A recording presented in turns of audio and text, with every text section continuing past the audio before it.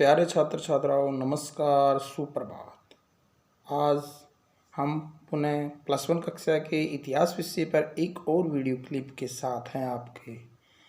और video clip है पाठ 2 के एक महत्वपूर्ण प्रश्न है, मेसोपोटामिया में लेखन कला का विकास कैसे हुआ। प्यारे बच्चों, जैसा कि आप जानते हैं, मेसोपोटामिया एक शहरी सभ्यता थी और मेसोपोटामिया दजला और फरात नदियों के किनारे विकसित शहरों की एक सभ्यता थी। इस सभ्यता के अंदर मंदिरों का निर्माण हुआ।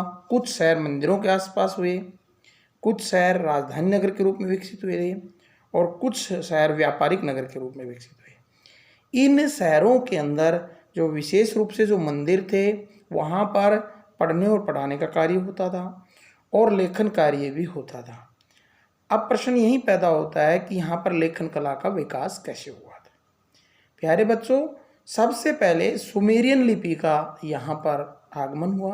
सुमेरियन लिपि का उद्भव हुआ था। मेसोपोटामिया सभ्यता जो कि हड़प्पा सभ्यता की समकालीन थी, उसमें सर्वप्रथम लिपि सुमेरियन खोज 3200 ईसा पूर्व के आसपास हुई मानी जाती है। यह लिपि उस समय जब आरंभ हुई तो इसका प्रयोग पुरोहितों द्वारा किया गया था। इस समय मंदिर के क्रियाकलापों, रिकॉर्ड को संभालने के लिए, व्यापार को संभालने के लिए, आय व्यय का हिसाब रखने के लिए इसका प्रयोग किया जाता था। प्यारे बच्चों, इसको एक मिट्टी की पट्टिकाओं में लिखा जाता था और जानवरों के चिन्हों, जानवरों के चित्रों को बनाकर इसमें इसका प्रयोग किया जाता था। यानी यह चित्रों की सहायता से बैलों, मछलियों, रोटियों आदि को एक रिकॉर्ड के रूप में लिखा जाता था। बाद में चित्रों के स्थान पर भाव चित्र बनाए जाने लगे, क्योंकि चित्रों को समझना थोड़ी समस्या आती थी और मुख का भाव व्यक्त करने के लिए वे वस्तु चित्रों को परिवर्तन करने लगे और इस प्रकार से मेसोपोटामिया में भिन्न अर्थ देने वाली लिपि अपना ली गई। अब इसमें क्लाक्सर लिपि का विकास कैसे हुआ। क्लाक्सर लिपि को कैसे लिखा जाता था। प्यारे बच्चों, मेसोपोटामिया में लोग मिट्टी की पट्टिकाओं पर लिखा करते थे। पहले मिट्टी को गूंथा जाता था, यानी उसको भिगो लिया जाता था, फिर उसको अच्छी तरह से लोच किया जाता था, फिर एक निश्चित आकार की पट्टी बना ली जाती थी। उसको पट्टी बनाने के बाद उसके ऊपर सरकंडे की कलम लेकर उस पर लिखा जाता था। सरकंडे की कलम से लिखने के बाद उस पट्टी को सुखा दिया जाता था।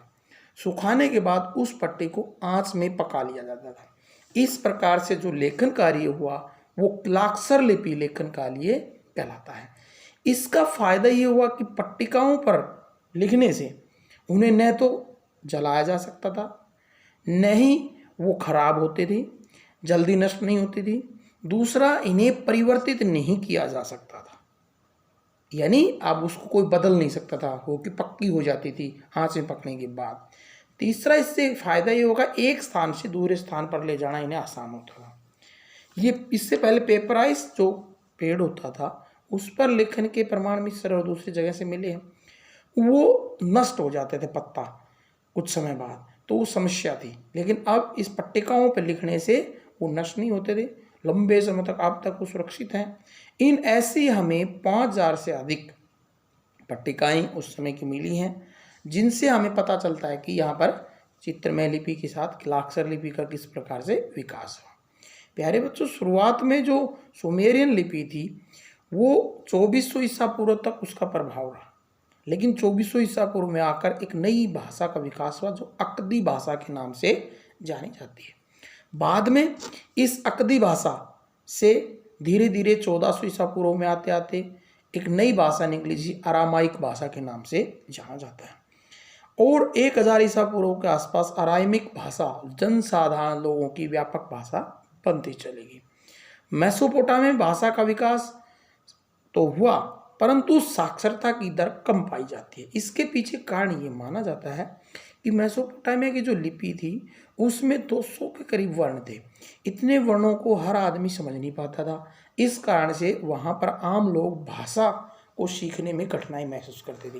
पुरोहित, उच्च वर्ग और विशिष्ट व्यक्ति ही भाषा का विकास कर पाए या शिक्षित हो पाए। तो ये थी मेसोपोटामिया में भाषा के विकास के बारे में जानकारी। आशा आपको समझ में आई होगी। धन्यवाद।